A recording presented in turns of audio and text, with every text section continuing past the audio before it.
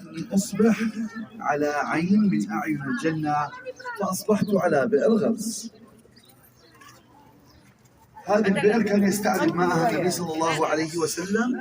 قرب المايك. نعم، كان النبي صلى الله عليه وسلم يرسل رباح خادم للنبي صلى الله عليه وسلم، ترسل السيدة عائشة يوم بعد يوم، يوم إلى هذه البئر بئر غرس، ويوم إلى بئر أخرى اسمها بئر السقيا، حتى يأتي بالماء للنبي صلى الله عليه وسلم، لأن النبي صلى الله عليه وسلم كان يستعذب مع هذه البئر بالخصوص. وفي يوم من الأيام جاء النبي صلى الله عليه وسلم كما رواه في الطبقات الكبرى، وسحبوا له من البئر بالدلو وأخرجوا الماء، فشرب النبي صلى الله عليه وسلم ومج في الدلو وأمر بسكب الدلو في الماء، فحصلت معجزة من المعجزات، وأن منسوب الماء القليل فاض ماء البئر من سكبهم لهذا الماء الذي فيه من ريق النبي صلى الله عليه وسلم.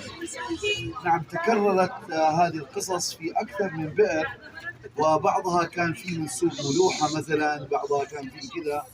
وعندما قيل لمسيلمة الكذاب أن النبي صلى الله عليه وسلم فعل ذلك،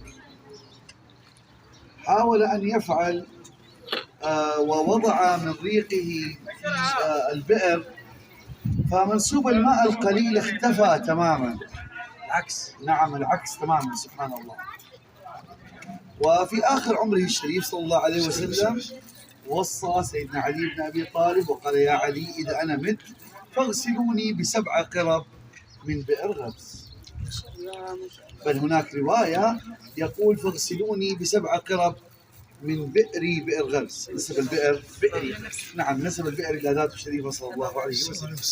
البئر قبل ذلك كانت سيدنا سعد بن خيثمة رضي الله عنه وارضاه، وهو من شهداء بدر، وشارك في بداية دخول النبي صلى الله عليه وسلم في الهجرة النبوية الشريفة، واستضاف النبي صلى الله عليه وسلم في فترة النهار. أما فترة المساء فكان في دار سيدنا كلثوم بن الهدم كما وضحنا في زيارة مسجد قباء. إذن نتكلم عن بئر لها فضائل، على الأقل 5 فضائل متتالية، أنها من آبار الجنة. أنا حافظهم 5 فضائل لهذا البئر. الفضيلة الأولى: هذا بئر قال النبي صلى الله عليه وسلم من آبار الجنة. نعم. والفضيلة الثانية أن هذه البئر كان يستعذب معها النبي صلى الله عليه وسلم، ويرسل إليها خادم له حتى يستقي من هذه البئر. يستعذب ماء، يعني الحلاوة متاع الماء النبي صلى الله عليه وسلم كان يحبذ شربها على بقية الآبار كل كان، يعني البئر هذا كان محبذ مقدم عند النبي صلى الله عليه وسلم، نهار غب نهار يبعث خادم يعبي له الماء ويجيبه من هنا. والشيء الثالث أن فاض ماءها عندما وضع النبي الشريف صلى الله عليه وسلم. هذه من معجزات رسول الله صلى الله عليه وسلم. يعني البئر تكون غايرة، خاطر هنا عندهم مشاكل في الماء في ارتواء، فانه كي يحفروا الابار مره يلقاو ماء، مره يلقاو الماء شويه، مره يلقاو لهم مالح. الماء هذا كي جاه النبي صلى الله عليه وسلم لهنا، الماء تقريبا باش تغور الماء شويه.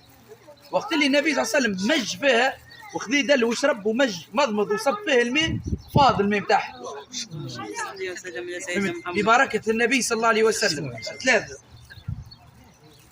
كيف 3 الآن خلصنا 3 صح؟ 3 بئر من الجنة مستعذبة عند النبي صلى الله عليه وسلم، فاض ماؤها ببركة رسول الله صلى الله عليه وسلم. والرابع أنه وصى أن يغسل من هذه البئر ب7 قرب منها. غسل النبي صلى الله عليه وسلم بهذا الماء وفاته الشريفة. والخامس نسبة البئر إلى ذاته الشريفة، فتشرفت وفاقت على باقي الأبار.